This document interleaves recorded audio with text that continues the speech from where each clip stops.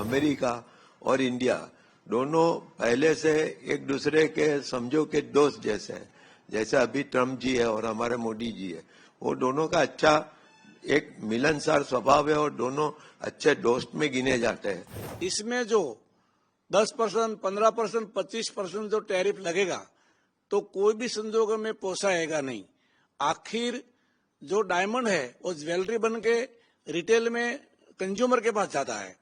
आखिर कंज्यूमर ने 25% जो डायमंड ज्वेलरी महंगा पड़ेगा तो कोई भी महंगा वो खरीद नहीं पाएगा। इससे एक छोटे लोगों को काम बढ़ेगा। इससे तो मेन चीज यही है कि 9 कैरेट करने से पूरी इंडस्ट्रीज में एक नया चेंज आएगा, क्योंकि ज्वेलरी की डिमांड और बढ़ेगी। जैसे कोई भी चेंजेस आता है तो उसका इम्पैक्ट पहले तो नेगेटिव पड़ ही जाता है और फिर गिनती करेंगे, ये करेंगे। और एज सच टेक्सटाइल का जितने भी आर्टिकल्स है, चाहे वो कपड़ा हो, गारमेंट हो गए, यान हो गए या टेक्सटाइल मशीनरी हो गए, वो अमेरिका कंपैरेटिवली बहुत कम जाता है हमारा। तो इससे कोई बड़ा इम्पैक्ट आएगा ऐसा नहीं समझता हूँ। उसके साथ में जो चाइना के साथ हमारा कंपटीशन है, क्योंकि चाइना भी बहुत बड़ा हमारे से ज्यादा एक्सपोर्टर, शायद वर्ल्ड में सबसे ज्यादा एक्सपोर्ट उसका है। तो हमारा भी कंट्री, हमारे पास भी पोटेंशियल है, हमारा भी एक्सपोर्ट बढ़ रहा है। तो एक बात ऐसी है कि हम चाइना के साथ अमेरिका कैसा व्यवहार है और हमारे ऊपर कितना है उसके ऊपर ज्यादा निर्भर करता है। अकेले हमारे ऊपर कितना है तो, और चाइना का देखें तो चाइना के ऊपर कहीं कहीं आइटम में 100% एंटी डंपिंग ड्यूटी लगाया हुआ है, जो हमारे किसी में प्रोडक्ट में नहीं है। और दूसरी बात यह है कि अमेरिका और इंडिया दोनों पहले से एक दूसरे के समझो के दोस्त जैसे हैं। जैसे अभी ट्रम्प जी है और हमारे मोदी जी है, वो दोनों का अच्छा एक मिलनसार स्वभाव है और दोनों अच्छे दोस्त में गिने जाते हैं। ट्रम्प जी ने भी 2-3 बार बताया कि भारत मेरा मित्र कंट्री है। तो जो भी अभी ये क्रिएट हुआ है उसमें दोनों देश के जो भी है एक्चुअल गिनती करने वालों बैठ के इसका सॉल्यूशन आएगा। और हमारा जो अभी थोड़ा थोड़ा अमेरिका में जो चालू हुआ है जाने का, तो वो और बढ़ेगा और अमेरिका को भी हमारी जरूरत है, हमें भी अमेरिका की जरूरत है। तो एक दूसरे के साथ बैठने उसका सही हल निकलेगा, ऐसा मेरा मानना है। मित्रों, वर्ल्ड में से 100 में से 90 डायमंड भारत में पॉलिश होता है।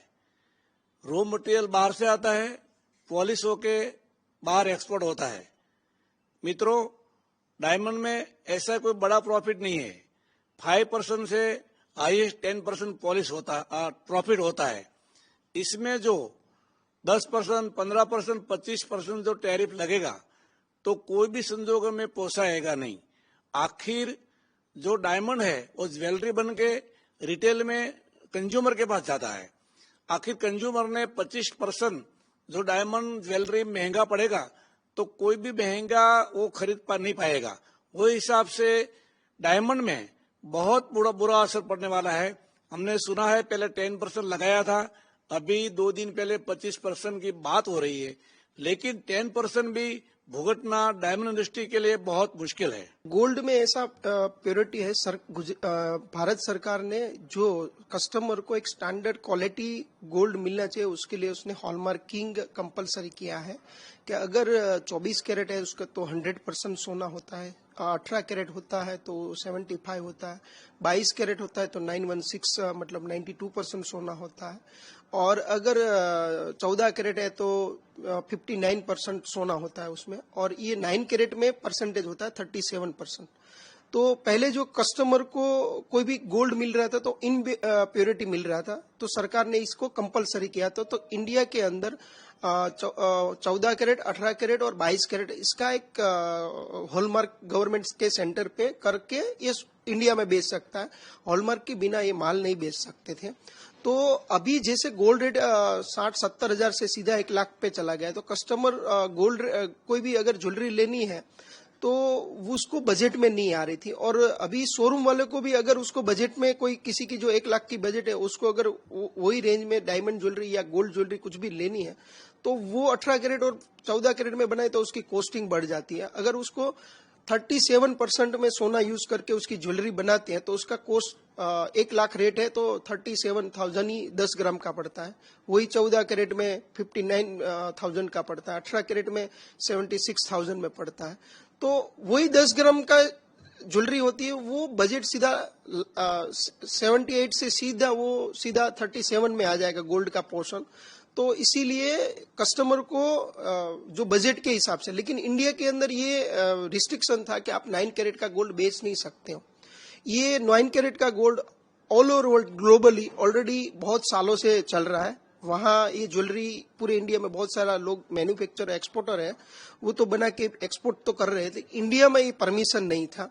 तो अभी जिस हिसाब से गोल्ड का रेट बढ़ा है उसी के हिसाब से हमारा एक इंडस्ट्रीज की तरफ से एक रिक्वेस्ट गई, उससे लोगों के डायमंड इंडस्ट्रीज को भी इफेक्ट पड़ेगा, क्योंकि जब कस्टमर का बजट में आना चालू हो जाएगा तो डायमंड ज्वेलरी लेंगे और गोल्ड का पोर्शन रेट उसको कम हो जाएगा और उसकी जगह पे वो डायमंड में इन्वेस्ट करके, तो इससे एक छोटे लोगों को काम बढ़ेगा इससे।